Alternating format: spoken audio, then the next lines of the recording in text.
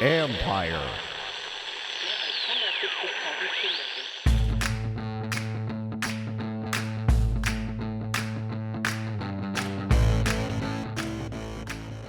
Hello and welcome to my podcast. I have another full one for you today. Therapy Thursday, some podcast mailbag questions. Get to the heart of some of the main topics going on. Dwayne Haskins, Bruce Allen, and even a Steven Sims question. How about that? And I also have Jordan Ranaan, my ESPN counterpart, who covers the New York Giants. We're talking Daniel Jones. Also, what did the Giants think of Dwayne Haskins? Why did they go with Jones over Haskins in the draft? So a little bit of talk there. And then ending on a light note, barbecue topics with Chef Mel, the famous Chef Mel that you hear about on Twitter from us every Friday in the media room. But first, my conversation with Jordan Ranaan.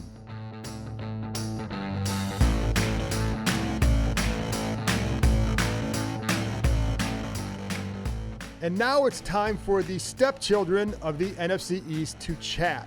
I'm bringing in ESPN Giants reporter Jordan Ranaan to join me. And Jordan, thank you for your time. And you know, we're the unglamorous ones, but you know, maybe you're not anymore with Daniel Jones coming along.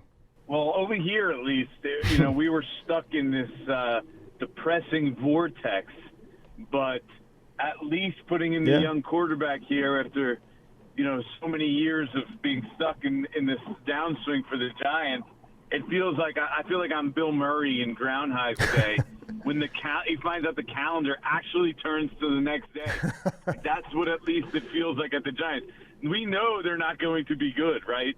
I mean, their defense is still bad, and Daniel Jones is now without Saquon Barkley, but at least they have hope now for the future, and it's something to rejuvenate really a fan base that if the Giants had lost the other day and Eli Manning was still the quarterback, this would have been a depressing atmosphere at the stadium on Sunday. It really would have been. I think I can understand that situation kind of pretty well. Were you surprised? Yeah. Were you surprised by what he did the other day? How could you not be? I mean, who expects a quarterback in their first career start as a rookie to go out there and just light it up? I mean, 4 total touchdowns. I mean, you see, how many rookie quarterbacks have you seen? But probably more than me because of the quarterback situation down there for so long. But you see young quarterbacks when they first come into the league and they first get in game action, and they look like deers in the headlight, right? I mean, I know you've seen that before, and it looks like the game is moving so fast, and they're seeing defenses that they've never seen before. I mean, that happens all the time. But no, Daniel Jones goes in, and really, you can see it from the first drive, like the first 2 drives. I think they only got a field goal on the opening drive, but you could just tell he looked like he belonged, and the situation just wasn't too big for him right from the start. So if you made a scale of like 1 to 10 of how you thought Daniel Jones performed in his first career start, this was like a 12. What changed the most for them? Was it what? I know Eli Manning is not a runner. Daniel Jones can run, but what else changed for them? But it's not just running, John. Right. It's being able to navigate the pocket and make plays and then throw the ball, right? He made one throw, and this is, in my opinion, the best throw he made all day. He gets pressured off, you know, from his blind side. His left tackle was beat pretty cleanly. So he gets pressure from his blind side, but sees it, slides to the left, keeps his eyes locked downfield, and threw the ball against his body, sort of like a deep post. Right in stride, hits Darius Slayton, also a fellow rookie. 47 yards it went in the air against his body. That's just a throw you weren't going to see from Eli Manning at this point in his career. You weren't going to see Eli Manning move like that at this point in his career. It just opens up the offense in ways that they weren't before. And the Giants were awful on third downs earlier this year. First 2 games of the season, if they had 3rd and 7, anything 3rd and 7 or more, it was over. They had 0% chance of succeeding. They were 0 for 12, right? And not only 0 for 12, but I think it was 8 of them, they weren't even throwing the ball over the sticks. So they had no chance of having success if they were stuck in 3rd and long. And then Daniel Jones comes in, first third and long he gets into, and he converts it downfield. So the downfield throws consistently, and I'm not just, by saying downfield, I'm not just talking about 30, 40 yard when you're throwing deep balls, right? Mm-hmm. He's willing to attack the middle of the field, the mid-range throws, right, which are important. 10 to 15-yard throws that you just weren't seeing Eli attack regularly. Eli, actually, in the first 2 weeks, had 26 throws at or behind the line of scrimmage. That's an average of 13 per game. Daniel Jones this week, a league low 2. Wow.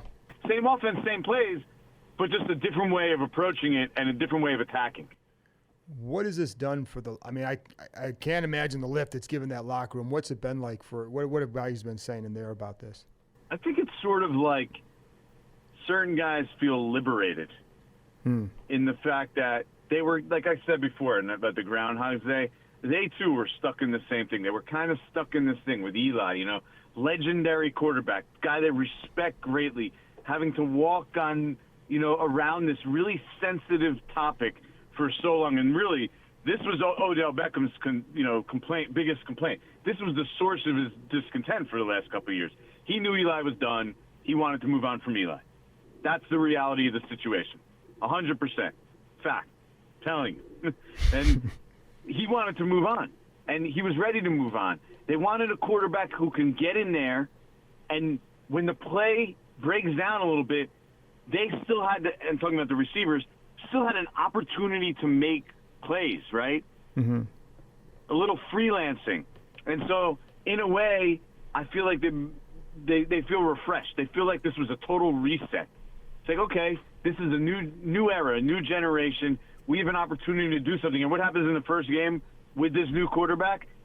The two guys that have been here the longest, Sterling Shepard and Evan Ingram, both top 100 yards. So I think they're all feeling really good, and that this could be the start of something special and different, because it's different than what they've been used to throughout the first, 3 or 4 years of their career that Shepard and Ingram have been here. Did you ever find out what they thought about Haskins before the draft, or why they went this direction? I think the Giants liked Haskins. I just think there were things they loved Jones, right? They liked Haskins, but they loved Jones. Gotcha. They thought, and they've said this many times, then without disparaging Haskins, but they thought that Daniel Jones's demeanor, personality, the way he carries himself, made him ideal for the New York market. In the way that Eli Manning kind of has thrived in the New York market, right? He's so unassuming, and just he's not interested in anything, any of that other stuff, if you know what I mean. Yeah. By other stuff, and I'm not saying negative stuff, he has that personality where he's able to shrug everything off. He doesn't listen to the outside noise. He just look at the way he handled the whole draft part, right? He's drafted number 6 overall. Giants fans in general go nuts. Yeah. Not just Giant fans. Pundits are calling the Giants stupid. Daniel Jones can't play. I mean, it went from, which was really unrealistic. You were looking at the quarterbacks too. Daniel Jones wasn't a guy who was a third-round pick. No. Who ended up going 6 overall. I liked him better than Drew Lock. I know that. I do remember. Yeah, the dude was going to be a mid first-round pick, late first-round pick at worst. Right. So the idea that he was it was so ridiculous that they took Daniel Jones. It got so blown out of proportion, in my opinion. Yeah, absolutely. It became ridiculous. But also, I think we've seen so far, Dwayne Haskins. Why is he sitting on the bench in Washington right now? Because he's not ready, right? Correct. That's part of the deal. He needed to grow more, and maybe Daniel Jones, coming from a David Cutcliffe, was already further along as well. He was more mature. He had more playing time at Duke. Dwayne Haskins, that was the other knock, right? He played 1 year. Right. So all these things together made him the more, I shouldn't say realistic, just the better choice for the Giants, their brass, and for what they were looking for. Because the pressure of New York is next level. Right. He's replacing Eli Manning on top of everything else. So that just adds to it. You need a certain personality to be able to handle that. And the early returns on Daniel Jones are pretty great, because all that stuff that happened before the draft, I mean, this kid has been totally immune to it. He said he realizes and recognizes it, but you haven't seen anything about him that indicates that it's bothered him even the slightest. Is there a different, renewed level of confidence in Gettleman, you think, because of this past week? I think a little bit, but I don't think that's one that's going to take time, because there's a list now of moves that you're just scratch your head with Gettleman of, okay, what are we doing here, right? Because the reality is the Giants, and you'll see on Sunday, that defense is bad. Yeah, it looked bad. They have no talent. I mean, you will not find a team in this league with less defensive talent than the New York Giants right now. And I think that includes, I mean, I guess they're right there with the Dolphins. How about that? Yeah. But, I mean, part of that reason is they re-signed Odell Beckham and then traded him a year later. That was Dave Gettleman. They rolled back Eli Manning twice. Right. Right? So he's now $23 million dead cap space sitting on the bench. They're going to have between their $40 million in dead cap space for trading away guys that were mostly pretty good players, and Eli Manning's $23 million dead cap hit that's basically sitting on the bench. I'm saying dead because he's on the bench and they're getting nothing from it these final 14 games, right? That's $60+ million they're getting zero production from this year. That's more than a third of their salary cap that they're getting nothing from. So that's why the product on the field is not going to be great. I can relate to that because the Redskins have about $45 million approximately from guys who, like Jordan Reed, Trent Williams, Alex Smith, who have done nothing, and that kills your roster. Without Saquon Barkley in there, is it Gettleman? Does he get the stuff, or what's going to happen there? It's the Wayne Gallman show. I mean, that's who they're going to roll with as their top back. We're taping this on, what is today, Tuesday afternoon. I expect the Giants they have to add a running back to their roster because they only have one healthy tailback on their entire roster right now, and then their fullback, Elijah Penny. He's a converted running back also. But, look, it's going to be Wayne Gallman. He's their guy. That's the guy who's, in his third year from Clemson. He can run the ball, too. I mean, he's a pretty – you'll be surprised. They'll have some success with him as a runner, I think. And he runs with power. He's a little – lean and looks like he runs a little bit upright, but he's still able to run with a lot of power and pretty successfully.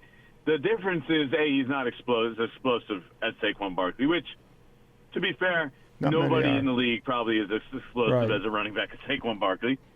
And he's also not as good a receiver, so there's a downgrade there. I wouldn't be surprised at all if whoever the Giants brought in this week, whether it's they have two guys on their practice squad right now or they bring someone else in, it's going to kind of help out as the passing down running back, sort of in their Chris Thompson type role. Okay. Going back to the Gettleman thing, Landon Collins came out with some pretty harsh words about him, calling him a liar, a man I don't trust. Josh Norman said, every time, I think it was NJ.com, I think they told us too, every time I see him, I want to smash his face. Was there any reaction to guys in the locker room there to some of this stuff? No, there really wasn't. The Giants don't have a lot of holdovers. The Giants they really don't have a lot of guys that have been around that long. Gettleman kind of overhauled the roster. I think there's like 10 players left from the 53 beforehand. Yeah, he overhauled the roster so completely that the guys in the locker room now, they're all Dave Gettleman's guys. Okay. So you're not going to sense that kind of reaction that you get from the guys that have been exiled over in Washington. So inside the building right now are the Gettleman guys. Everywhere else around the league are the non-Gettleman guys. But you have to be a little concerned if you're the Giants in that there's a trend there with Dave Gettleman, right? Yeah. And it's really like it's like it existed when he was in Carolina, and it doesn't seem to have changed when he was with the Giants. And I get where Landon Collins is coming from in this regard, right?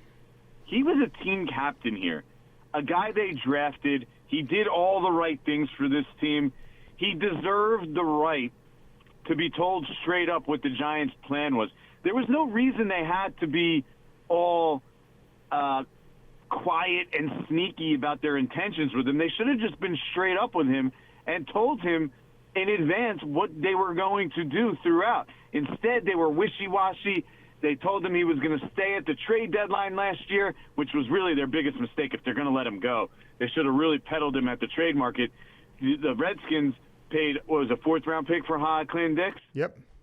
And you saw the open market told us Clinton Dix's value on the open market is, here, and I'm putting my hand in, like, the middle of the road. Right. And the open value market for Landon Collins was at 17 levels above that, right? So if the Giants were really going to move on from Landon Collins, he should have been getting assets in return. But they thought they were going to keep him, and they changed their mind. They were wishy-washy with him. They didn't tell him. And to me, that's Gettleman. He should have been up front and explained it and been more open and honest. And Landon Collins did deserve that. And that's something you would have hoped he would have learned from after he had this problem in Carolina, but it doesn't appear that occurred. All right, Jordan, last question. You watched that game Monday night. You've covered this, this game, being at Redskins Stadium and FedEx. When you see that Monday night, how they looked, the way the atmosphere is and all that, how do you view this franchise from afar?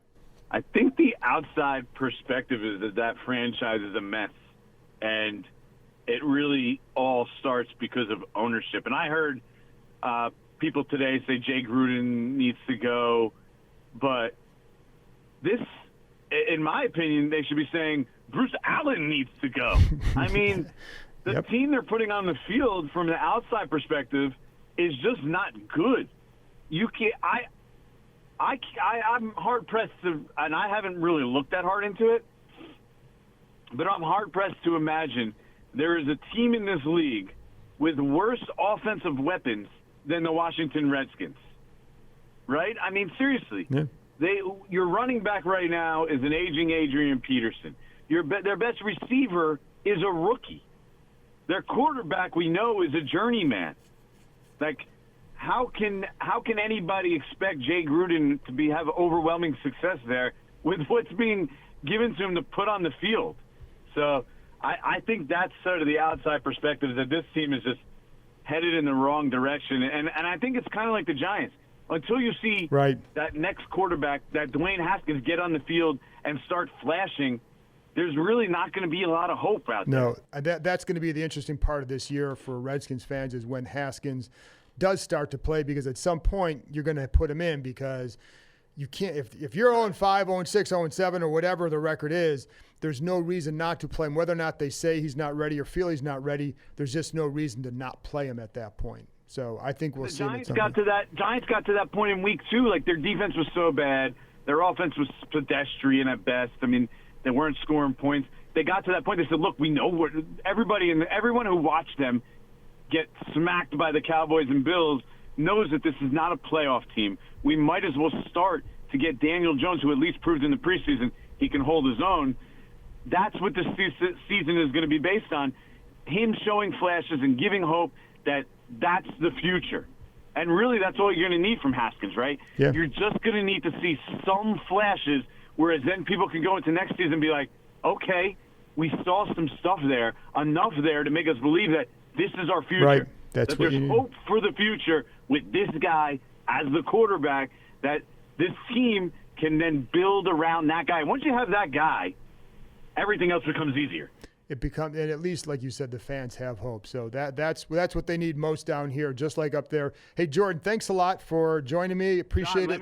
Let me just explain one thing to you before we leave, and how important that position is, and how much that's the only thing that matters.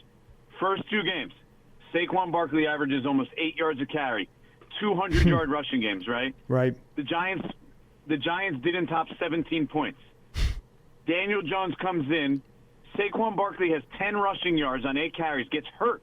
The Giants scored more points in that one game than the first 2 games combined. That's what the quarterback position means in today's game of football. And I even look at it here, and again, with Case Keenum, disaster Monday night.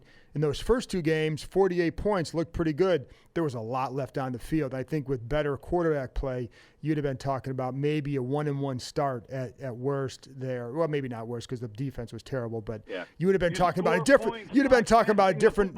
Right, you'd have been talking about a different offense, if nothing else, because the plays were available there. So, should be a fun one on Sunday. So we'll see what happens there, Jordan. Thanks a lot for coming on. Look forward to seeing you on Sunday, John. After this break, I'll be back to answer your podcast mailbag questions, a Therapy Thursday episode. We're talking Dwayne Haskins and Bruce Allen.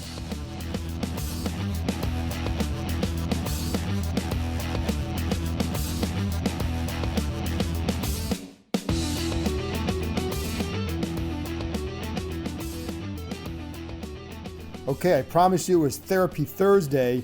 That means your podcast mailbag questions need to get answered. So here we go. There's a few topics in particular, and then one off the topic at the end. So Stephen McDonald's going to start it off for us at Steve0804. Basically wants to know if reports that Dwayne Haskins gets only scout team reps are true. What's the plan if Keenum gets injured during a game? He says it seems like flawed thinking to him that he doesn't get any reps during practice. And I think that's a fair question because I think it's something that people maybe just don't know how things go on. I will tell you that it's pretty normal for backups not to get first-team reps during practice. And it varies by teams, but I would say most starting quarterbacks will get all the first-team reps. So, but here we are, Stephen, with questions about Case Keenum's readiness for Sunday's game against the Giants. As I tape this, I still expect Keenum to play. And even if he doesn't, it would take Haskins playing well for him to continue as a starter. So your question still has validity or at least relevancy. So in case Haskins does have to play. But just like last season when they went through all those quarterback changes, they do have a plan in case this happens. They'll have a package of plays that Haskins can run, that he showed a higher comfort level with during the offseason and then in August. But the point of running the reps during the week is to get the starter ready for the game. And I wanted to share a text with you that I got from somebody else in the league about this topic. And I was asking him too, because people ask me, and they're like, okay, I know this is fairly common, but I just want to run around the league a little bit and ask some people.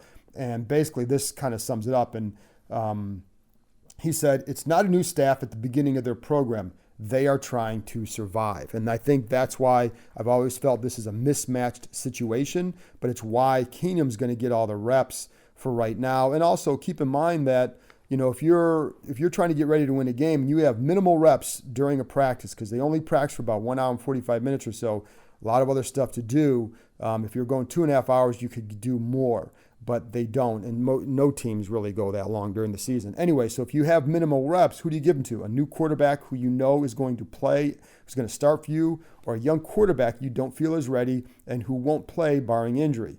Jay Gruden might not be here next year, so do you think he really cares about prepping Haskins for 2020? Enough to take away reps from the guy who can help him win now? No. But they are doing things to help Haskins. The scout team reps or those first team reps aren't the key to his development. Trust me, not by a long shot. Those get you ready for a game. It doesn't necessarily, the areas that he is working on are things they can work on before, during, after practice. I talk about all that. Again, I have a story. I talked to Haskins last week about this.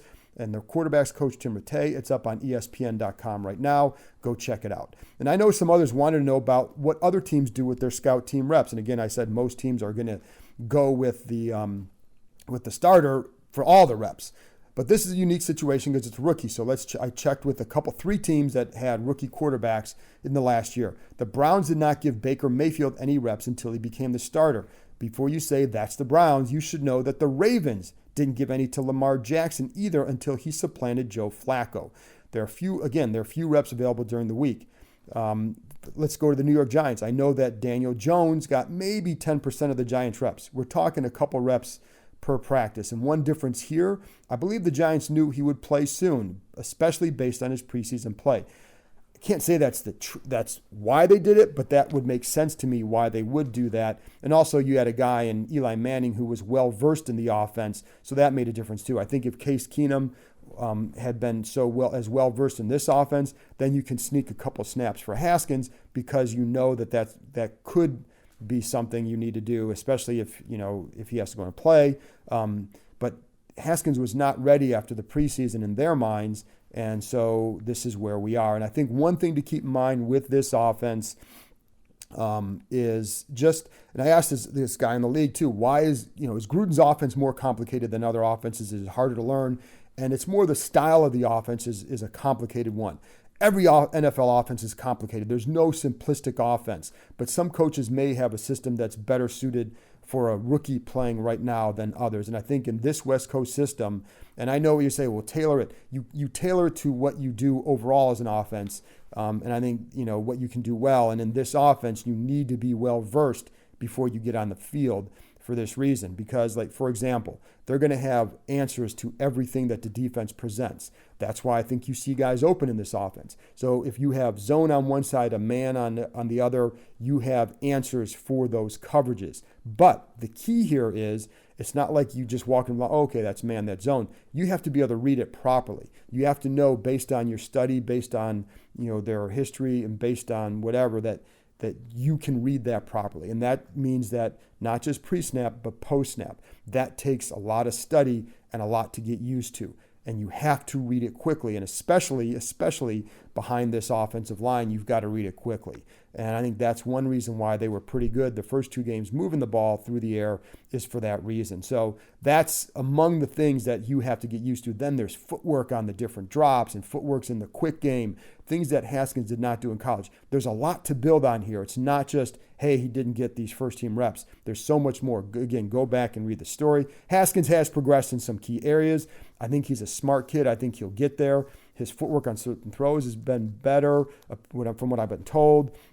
And as well as I think his knowledge of the offense. And someone else asked, how do we know how ready he is? Well, I get it by talking to a lot of people, players, coaches, executives in the team. That's how I know, because we're not out there watching practice, but they are. They're in the meetings, and they need to win. So they're going to play the guy they feel that gives them the best chance. And I think eventually that will be Haskins. When that is, I don't know. My guess would be it's when they're completely out of it, unless, again, barring injury. So let's go on to BG Obsession. He wants to know, Snyder was considered way too, basically I'm going to sum it up. Snyder was considered way too impatient early in his tenure. Now Skins fans hate him for his patience and inaction. Which version is best? So it's about being patient with the right people. That's the key. He was definitely way too impatient early in his ownership tenure. The coaches he fired, I'd say North Turner was let go too soon. Should not have been fired during a season which they still had a shot at the playoffs. And then firing Marty Schottenheimer set this franchise back a long way.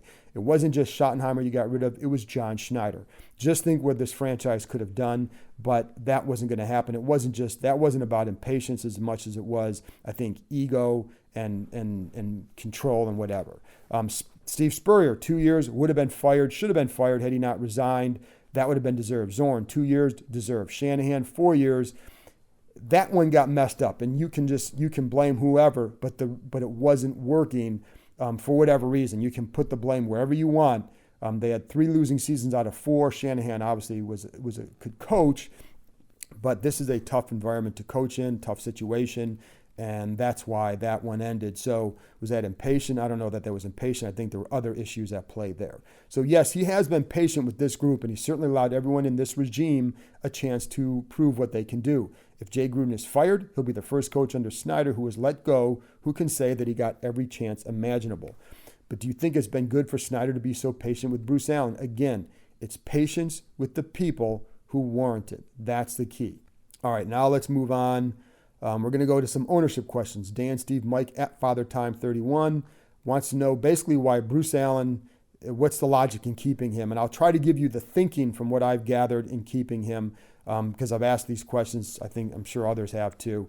This is what I've come up with. For starters, he's been good with helping Snyder save money and lots of it. And for any business, that matters. Also, it's because of how he helps represent the team in league matters. He takes the heat and protects Dan Snyder. He sticks up for Dan in these meetings. So and Snyder, trust me, one of the things that he prizes is when people stick up for him. So there's a loyalty factor on Snyder's behalf. My understanding is, and talking to some people, is that they're pretty much in sync with what's going on, what they want to do, etc.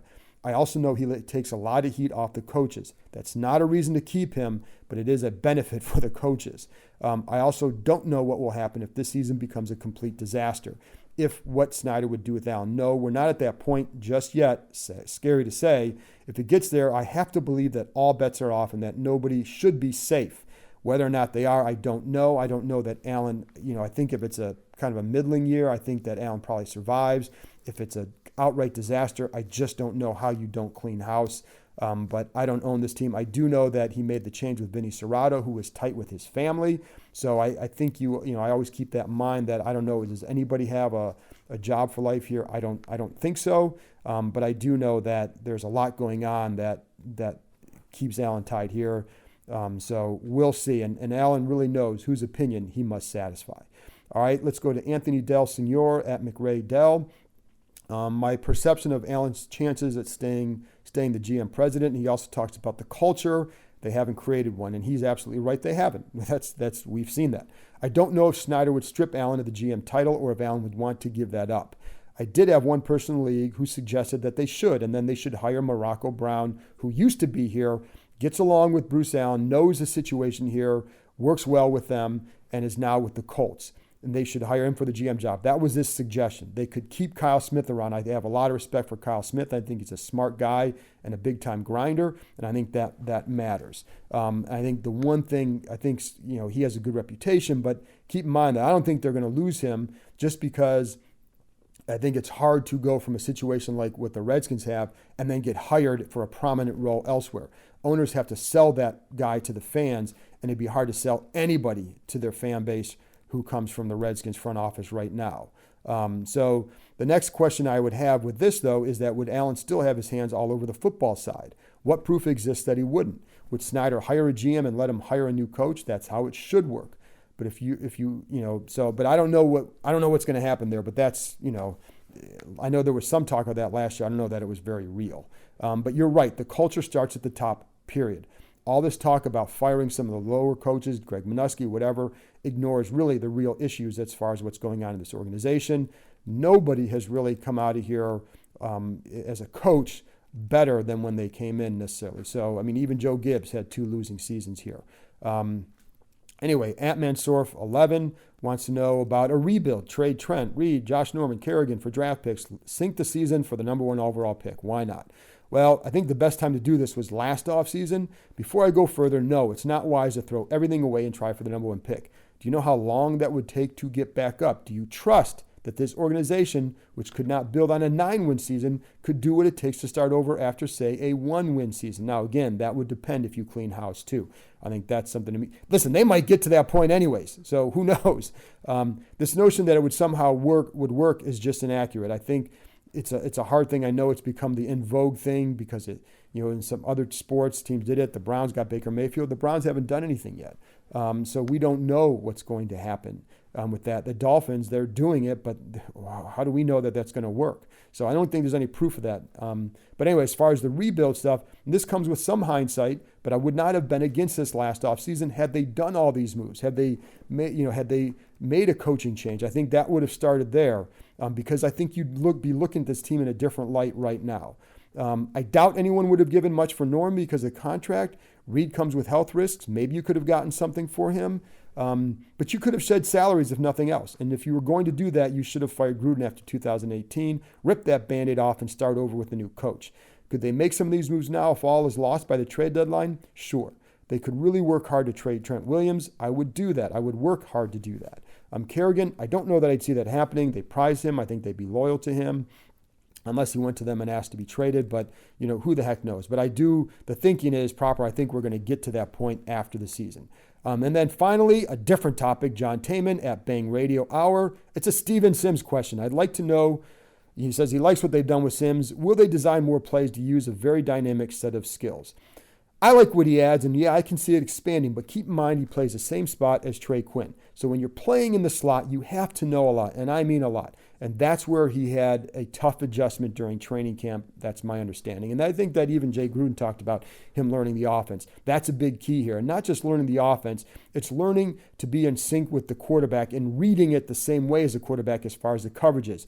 Not everything is just, okay, this is the route. You're going to run this route, and then you go. You have to read the defensive back. You have to read the coverage and then know which way to go on these choice and option routes. The team raved about Jamison Crowder in this area, and they like Trey Quinn in this way too. Sims has to build up to that. Another factor to keep in mind is that Quinn also helps them as a blocker. That matters. Even if the running game stinks, they still need that help. But I know your question was more about expanding the role a little bit. And so, yeah, I can see them designing a couple more plays so he can provide more help. And some of that depends on them keeping the ball, converting on third down, giving them more opportunities to get to their playbook in that way, keeping the score close so you can use that playbook, unlike what they were doing the other night. They don't have enough playmakers in offense, so they need to work with those who have that ability. Find a few more ways to get him the ball, I agree. That's it for Therapy Thursday. Thank you for your questions. I hope it helps. The doctor is now out.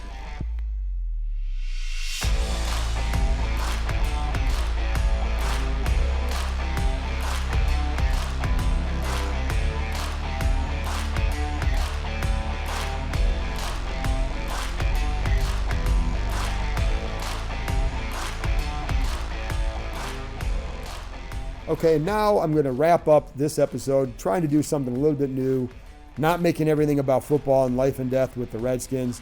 Let's take a look at some barbecue. I'm bringing on Chef Mel to talk some barbecue. Get your pen and paper ready. Here are a few tips.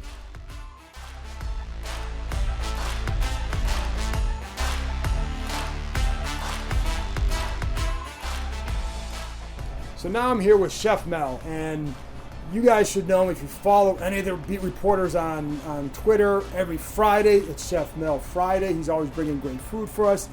He has 12 tables. I'm going to let Chef Mel plug this stuff in a minute. But I'm bringing on Chef Mel because I'm doing a new thing every week. I want to talk some barbecue.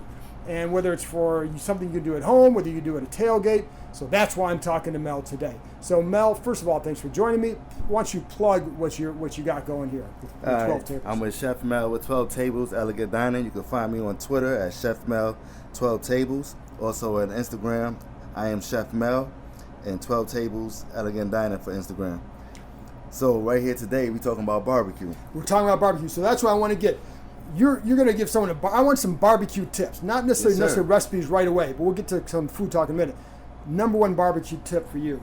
All right, number one is to make sure that your temperature is right on your barbecue. Make sure that your grill is set right with the right amount of coal and everything in there, and also you don't have high heat.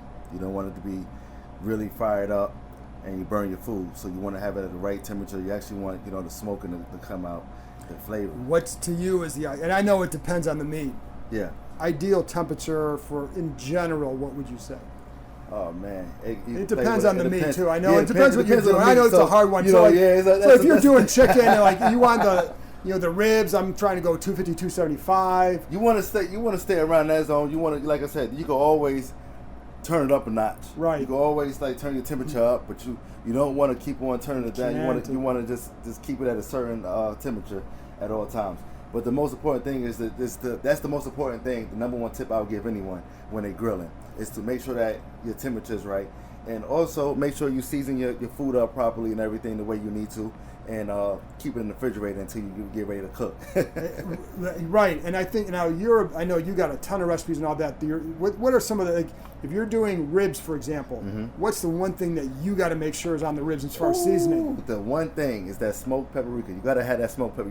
It's that redness that you want to see on those ribs, so you get that smoked flavor as well that goes on there. It's perfect for ribs. Yeah, I'm a big paprika and smoked paprika fan. Oh yeah. I mean, you gotta be. You put that on there, and then your normal seasoning, salt and pepper. And then you add your other seasonings to it. Whatever you want. Your barbecue seasonings, whatever you want. What's your go-to, John? For the recipe? Yeah, for your ribs. For the ribs, well, paprika to me is, or smoked paprika, either one. I love that on there.